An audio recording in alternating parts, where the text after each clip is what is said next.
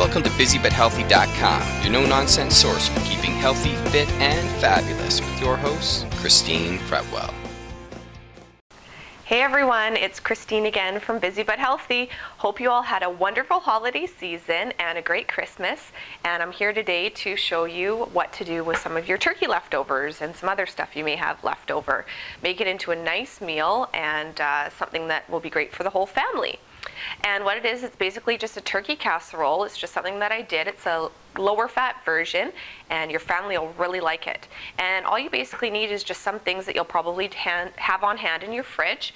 I'm just using some turkey meat here, some shredded turkey meat, 2 cups, and some frozen peas. Everyone has frozen peas pretty much at their house, at least I do. So I use about a cup of frozen peas. And then for the potatoes, I just quickly shredded or sliced these with my handy dandy food slicer that I have.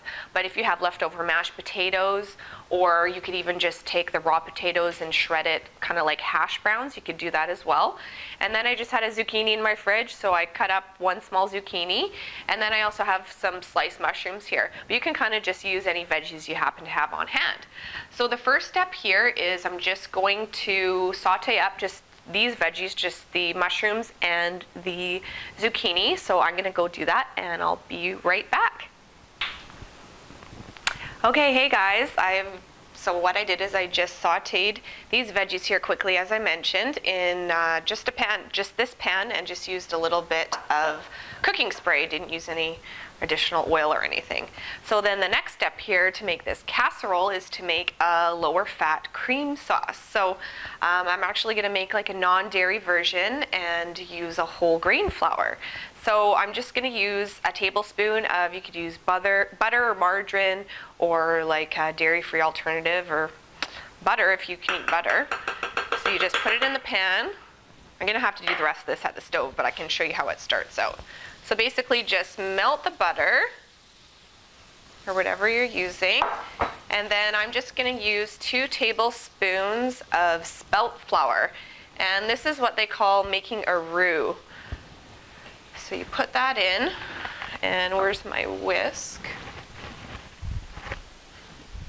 And you just stir this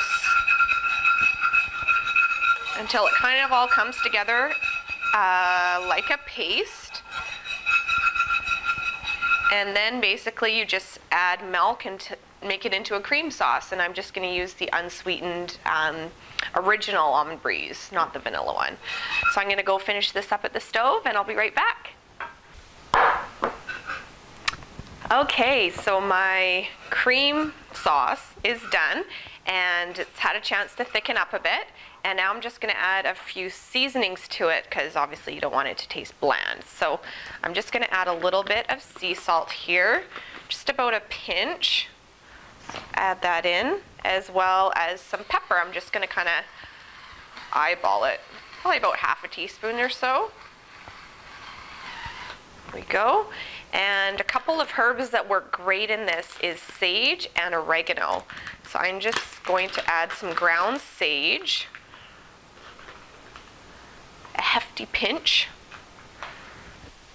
about that much if you can see, and about the same of oregano, just about a teaspoon. And that goes. So just stir it around. And then the last step here is to basically just add everything in except the potatoes. So this is a cup of the frozen peas. Add that in. And the pre-sauteed veggies, whatever ones you have on hand. And your turkey. And add this in as well. Let me just grab a spoon. And I'm just going to mix this all together. And you don't even really need to cook it out anymore, because the peas will soften up and thaw once it hits the oven. If you happen to be using mashed potatoes, you actually may want to cook it a little bit for the peas, because with mashed potatoes on top, you might only need to put it in the broiler for 15-20 minutes, because The potatoes are already cooked, and all you really need to do is brown the potatoes on top. But because I'm using the sliced potatoes, it's all going to be going in the oven for 20 or so minutes until the potatoes are done. But as you can see, they're sliced really, really thin, so it shouldn't really take long at all. So from here, I've got my casserole dish that I just sprayed with cooking spray, and I'm just going to dump this all in.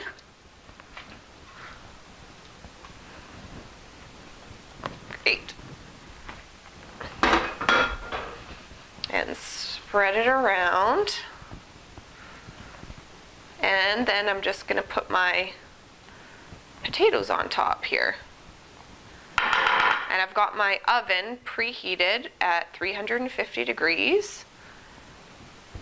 So I'm just going to put some of these sliced potatoes on top. And what I like about them being sliced really thin is that you only really need to use like 1 or 2 potatoes in the whole entire casserole. So you're not really increasing the carbs a ton, but you really get the nice kind of scallop potato flavor. See, because I've got a bunch here, I'm not going to use them all. Okay, so I finished putting on my thinly sliced potatoes, and now I'm just going to put a little bit of salt and pepper on top. And from here, it is done, and it's ready to just go in the oven, basically just until the potatoes have browned up. So I'm going to go do that, and I'll meet you back here in a bit. Hey guys, I'm back, and my healthy turkey casserole just came out of the oven. As you can see, it looks great. It's just started to brown on top. I really like using the sliced potatoes because it's kind of like having little crispy chips on top. Really good. But as I mentioned, if your Christmas leftovers consist of mashed potatoes, or you just have some leftover potatoes kicking around, you can also grate it with a grater and make it kind of like a hash brown on top, which would be really good as well. So I'm just going to cut into it and show you what it looks like here. Put some on a plate. I need a knife. Oh well, I'll just do it quickly here. Okay, so here is the casserole. Give you a little bit on the side here so you can see what it came out like. So there is our healthy turkey casserole, a great way to use your Christmas leftovers. So thanks again for joining me on Busy But Healthy, and you can get this recipe on busybutthealthy.com/recipes. Thanks again for joining me, and I'll talk to you guys again soon. For more tips, recipes, and information, please visit busybutthealthy.com.